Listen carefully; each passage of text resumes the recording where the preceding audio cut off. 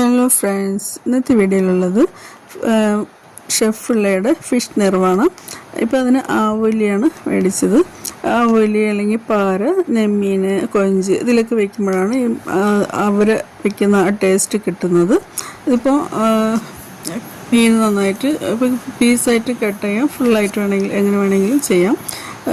അതിനിപ്പോൾ സാധാരണ നിങ്ങൾ ഫ്രൈ ചെയ്യുമ്പോൾ പൊരിക്കും പോലെ തന്നെ മസാലയൊക്കെ പുരട്ടി വെച്ചിട്ട് കുറച്ച് സമയം റെസ്റ്റ് ചെയ്യാൻ വെച്ചിട്ട് മീൻ പൊരിച്ചെടുക്കാം. ഇതുപോലെ തന്നെ ചെയ്യാം.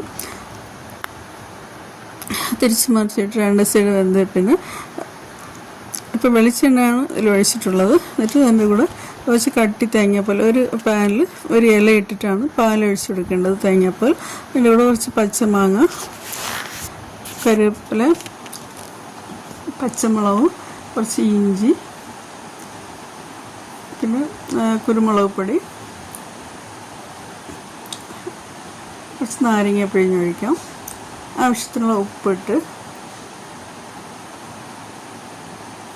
പിന്നെ ഒരു നുള്ളു തേങ്ങയും കൂടെ ഇട്ടിട്ടുണ്ട്, തിരികെ തേങ്ങ. എന്നിട്ട് കുറച്ച് സമയം നന്നായിട്ട് വറ്റിച്ചെടുക്കാം. ഇതിൽ ഒരട്ടി, ഇടിയപ്പം, അപ്പം അങ്ങനെ പലതരത്തിൻ്റെ കൂടെയാണ് ടേസ്റ്റ് ഉള്ളത്. ചോറിനേക്കാളും ഇഷ്ടപ്പെടുന്നവരൊന്ന് ട്രൈ ചെയ്യുക.